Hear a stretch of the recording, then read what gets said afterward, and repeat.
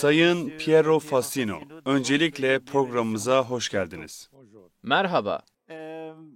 Sayın Fassino, sizin İtalya hükümetinde daha önce Avrupa Birliği İşleri, Adalet ve Maliye Bakanlığı yaptığınızı izleyicilerimiz ile paylaştım. Sizin bakan olarak görevde bulunduğunuz dönem Kürt meselesi masaya gelmişti. Evet, Peki o dönem masada olan Kürt meselesine dair neler gündeme getiriliyordu, nasıl gündeme getiriliyordu? Zira dönemin İtalya Başbakanı Sayın Massimo D'Alema, Kürt meselesine çözüm arayışı için dönemin Almanya Başbakanı Schröder, yine ABD Başbakanı Bill Clinton başta olmak üzere ilişkiye geçmiş olduğunu, işaretlerde bulunduğunu biliyoruz. Peki sizin bu sürece dair bilgi ve değerlendirmeleriniz neydi? Bu yönlü çabalarınızda önünüze hangi engeller çıktı? Dans cette période, la question kurde était une question essentielle, centrale dans l'agenda de la politique étrangère européenne. Kürt meselesi masamızdaydı.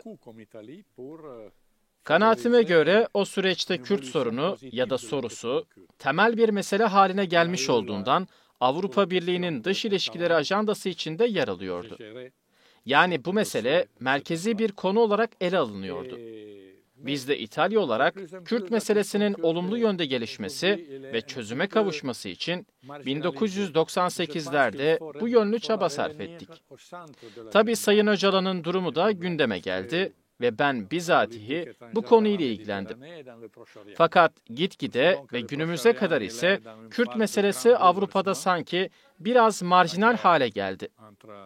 Velhasıl gelinen aşamada görülüyor ki tam da bu dönemde Kürt meselesinin yeniden gündemimizin yani ajandalarımızın ana merkezine alınması gerekiyor.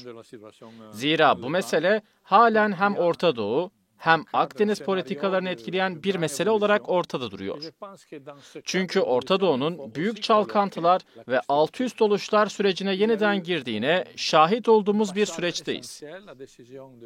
Şöyle ki, İsrail-Hamas savaşı, İran-İsrail savaşı, Suriye'deki değişim ve gelişmeler, yine Lübnan'daki değişim ve gelişmeler bize büyük değişimlerin olacağı bir senaryoyu açıkça işaret ediyor. İşte tam da bu değişim ve dönüşüm tablosu içinde Kürt sorununu bu yeni değişime dahil etmek gerekiyor.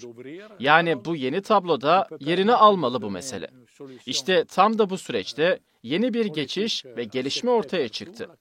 Bu ise Sayın Öcalan'ın ve PKK'nın aldığı silahlı mücadeleyi terk edip bunun yerine politik bir diyalog sürecinin sağlanması amacıyla yeni aldığı kararlardır.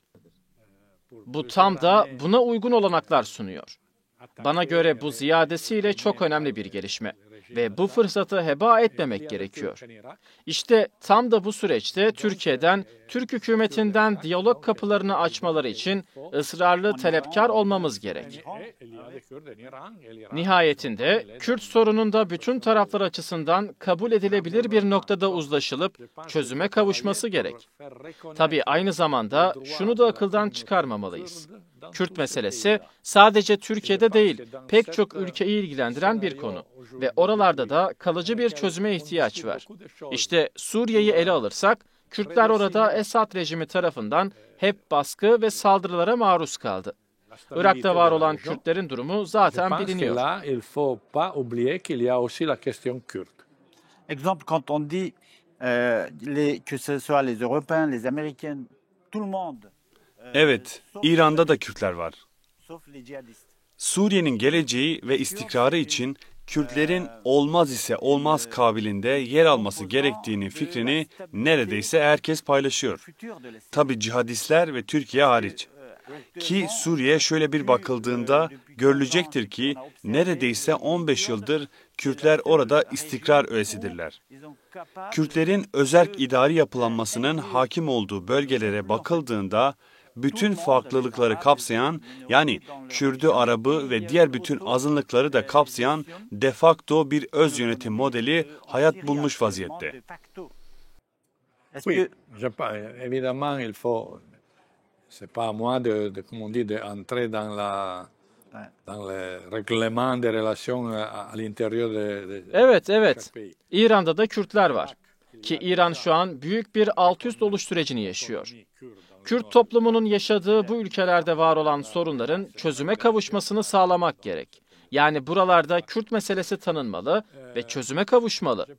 Resmin yeniden çizildiği bu bölgede Kürt meselesinin olduğunu ve mutlaka çözüme kavuşturulması gerektiği unutulmamalı. Evet, ben burada her ülkenin bu tür meseleleri kendi içlerinde nasıl çözüme kavuşturacaklarının detaylarına girmek istemem. Örneğin Irak'ın kuzeyinde zaten tanınmış ve kabul görmüş bir Kürt otonomisi var. Evet, orası de facto federal bir devlettir artık. Kürtlerin yaşadığı bu ülkelerde haklarının kabul edilmesi ve tanınması gerek artık. İşte bunu sağlamamız lazım. Suriye'nin yeni yöneticileriyle pozitif gelişmeler de olabilir ve bu mutlaka sağlanmalı. Yani Kürtlerin Suriye'de kimlikleri ve otonomi sahibi bir yapı olarak yer edinmeleri için Suriye'nin yeni iktidarı nezdinde haklarının garanti edilmesi sağlanmalı. Bunun içindir ki uluslararası kamuoyuna sorumluluk düşüyor. Evet, Suriye'de bu sağlanmalı. Türkiye'de ise PKK'nın gündeme getirdiği değişim çok önemli. Bizlerin Sayın Erdoğan ve Türk hükümetinin bu fırsatı kaçırmamaları gerektiği ve politik bir diyaloğun yolunu açmaları ve bunu sağlamaları yönünde ısrarla talepkar olmamız lazım. İran'a gelince, orada gerçekten vaziyet şu an itibariyle belirsiz ve karmaşık. Fakat İran tarih boyunca hep çok kültürlü ve çok kimlikli, çok inançlı bir yapıya sahip ola geldi. Ama nihayetinde Kürtlerin burada haklarının iade edilmesi ve tanınmasını sağlamak gerekir. Cette perspective, il est soutenu par l'opposition en Turquie aussi.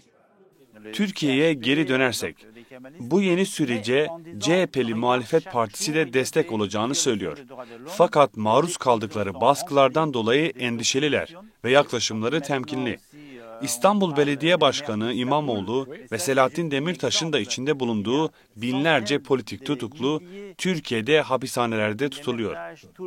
Bu tutukluların sayıları her geçen gün daha da artıyor. Ve bu ise antidemokratik otoriter bir sapmadır denilerek iktidara yönelik bir güven sorunu yaşanıyor. Siz dışarıdan bakınca bu gelişmeleri, bu sapmaları nasıl değerlendiriyorsunuz? Antidémocratique. Comment vous voyez cette situation de vue de... situation évidemment que nous préoccupe beaucoup. Söz konusu bu gidişat bizleri de çok derinden endişelendiriyor. Tabii ki Türkiye sahip olduğu konum gereği jeostratejik öneme sahip olan bir devlettir. Bu ise Doğu-Batı arası, Güney-Kuzey arası, Hristiyanlık ile İslam arasında konumlanmış bir ülke olduğundan dolayı Türkiye'nin jeopolitik konumu önemlidir. Türkiye demokratik bir ülkedir diyoruz ama uygulama ve pratiği çoğu zaman otoriterdir. Evet, giderek otoriterleşiyor. İstanbul Belediye Başkanı'nın durumu ortada. Her şey masada gözüküyor. Hele İstanbul Belediye Başkanı artık tanınıyor da. Peki daha az tanınan pek çok belediye başkanı yıllardır görevlerinden alınmışlar, yerlerine kayyum atanmış, çoğu suçlanmış ve devamen tutuklanmış ve hapsedilmiş vaziyetteler. Bana göre uluslararası kamuoyu buna daha fazla sessiz ve pasif kalamaz. Kalmamalı. Hatta uluslararası kamuoyunun artık harekete geçmesi gerek. Türk hükümeti ve otoriterlerinin temel insan hakları bağlamında görev ve sorumluluklarını yerine getirmesi ve bunlara uyması lazım. Türkiye Avrupa Konseyi üyesidir ve üye olarak bunun gereklerini yapmalıdır. C'est-à-dire que la Turquie, il est membre du Conseil de l'Europe. La Turquie, il a signé la carte constitutive et les principes constitutifs de l'Union européenne. Donc, il est Türkiye, Avrupa Konseyi'nin oluşum ve kuruluş ilkelerinin sözleşmelerinin hazırlanmasında bizatihi katılım sağlayarak hazır bulunmuş ve bunların altına imza atmış bir ülkedir. Öyleyse üye ülke olarak bunların gereğini artık yapmak gibi bir görev ve sorumluluğu var. Örneğin Kavala davası var ki bize göre Kavala savunduğu fikirlerinden ve bunları ifade ettiğinden dolayı hapse atılmış biri. Diğerlerinin davaları da bu kapsamda. Sonuçta biz burada bu tür nedenlerden dolayı yani politik duruşları ve bu türden nedenlerden dolayı tutuklananların ve tahkikata uğrayanların artık hemen serbest bırakılmalarının sağlanması konusunda kararlıyız. poursuivis ou inculpés pour ses opinions politiques. Donc, notamment la Cour européenne des droits de l'homme, elle a donné, Evet, Avrupa İnsan Hakları Mahkemesi'nde serbest bırakılmaları yönünde yıllar önce kararlar verildi. Yine Avrupa İnsan Hakları Mahkemesi'nin Sayın Öcalan'ın durumuna dair umut hakkı kapsamında bir kararı var. Ki bu dava yüzlerce farklı Kürt tutukluyu da ilgilendiriyor. Bu umut hakkı ise Avrupa Konseyi üye ülkelerinde uzun süre tutuklu kalmış olanların en fazla 25 yıl gibi bir tutukluluktan sonra serbest bırakılmayı öngören bir mekanizmanın oluşması gereğinden kaynaklanıyor. Yani konsey ve mahkeme bunu bir hak bazında umut hakkı diye söz ediyor. Fakat Türkiye'de mevcut sistemde böylesi bir hak ve mekanizma yok. Bu ise Sayın Öcalan gibi uzun yıllardır tutsak edilmiş olan Kürtleri birebir ilgilendiriyor. İşte Avrupa İnsan Hakları Mahkemesi kararı sonrası Avrupa Konseyi Bakanlar Komitesi de Türkiye'nin böylesi bir mekanizmayı oluşturması için önümüzdeki Eylül ayına kadar Türk hükümetine süre vermiş durumda. Yani Bakanlar Komitesi, siz bir insanı ömür boyu hapse atamazsınız. Zira bu bir hak ihlalidir ve bunun için bir mekanizma oluşturun diyor. Oui, je partage cette question. C'est une question très délicate. Ben de tamamıyla bu analize katılıyorum ve bu aynı zamanda çok hassas bir konu. Nihayetinde bu konuların hepsi politik bir diyaloğun oluşturulması ve sağlanması ile hal olabilecek konulardır. Tabii ki verilmiş olan kararlara özellikle Avrupa Konseyi'nin ve başta da AİHM'in verdiği kararlara uygun davranmak ve bunları yerine getirmek zorundasınız. Ve bu gereklidir. Fakat sadece bu da yetmez.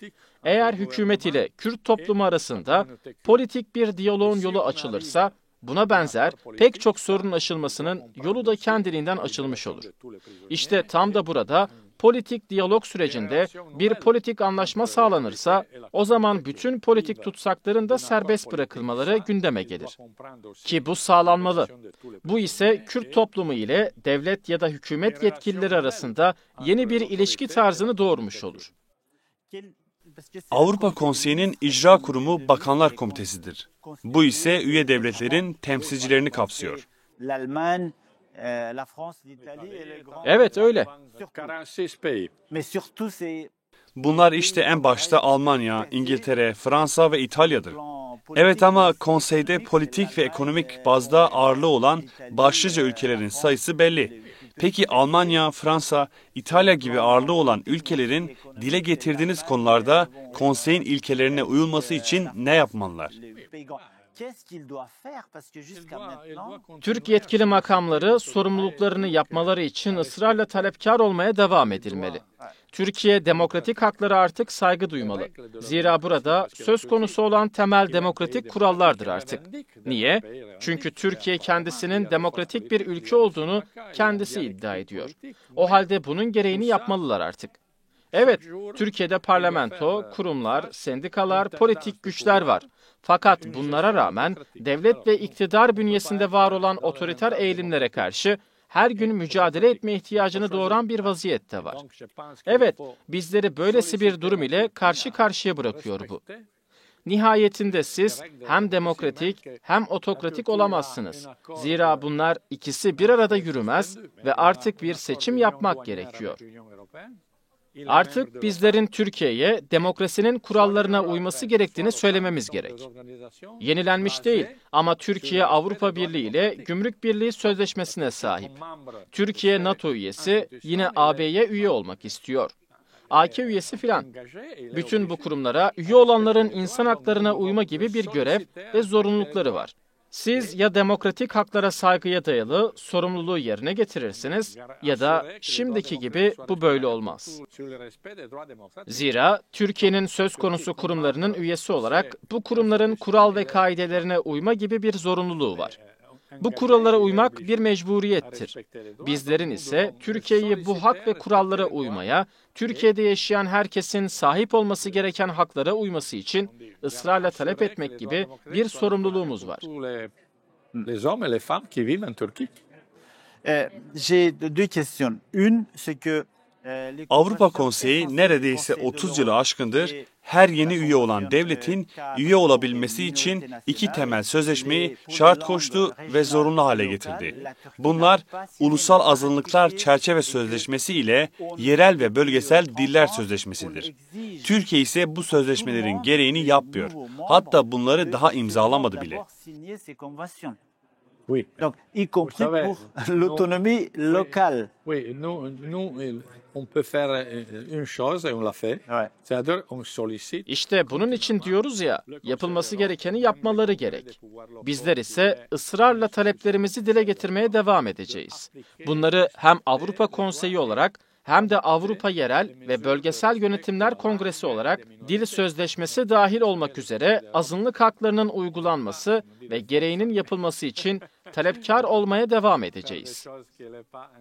Tabii ki Avrupa Konseyi'nin kaba bir ordu gücü yok ve bunu biliyoruz. Fakat bizlerin Türk makamları nezdinde görev ve sorumluluklarını yerine getirmeleri amacıyla ve bunların yapılması için politik baskı dahil bütün baskı mekanizmalarını harekete geçirmemiz gerek. Avrupa Birliği olarak bunu yapmak için genelde oy birliği gerekiyor. Avrupa Konseyi ise şimdiye kadar dile getirdiğiniz ağırlığını koymuş gözükmüyor, öyle mi? Evet, ama üye devletlerin çoğunluğu bunları biliyor ve bu dile getirdiklerimiz konusunda, yani Türkiye'nin demokratik hak ve kurallara uyması gerekliliğine ikna olmuş vaziyetteler. Bitirmek için son sorum Sayın Öcalan'ın İmralı Ada Hapishanesi'nde içinde bulunduğu koşullara dair olacak.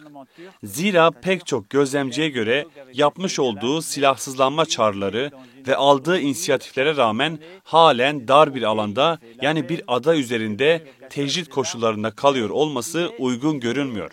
Ve bu durumun halen devam ediyor olmasını çelişkili buluyorlar. Yeni sürecin sağlıklı ilerleyebilmesi için taraflar arasında sağlıklı görüşmeler yapılabilmesinin gereğine ve bunun için ise serbest bırakılması gereğine dikkat çekiyorlar. Ben de tam da bunun için tam bir diyalog ortamının oluşturulmasının gerektiğine dikkat çektim. Eğer tam bir diyalog oluşturulur ve bu sağlanırsa, bu hem hakların sağlanması, o zaman hem de Sayın Öcalan'ın statüsü gündeme gelir ve bunlar sağlanır. Sayın Fassino Piero, programımıza katıldığınız için size bir kez daha teşekkürler.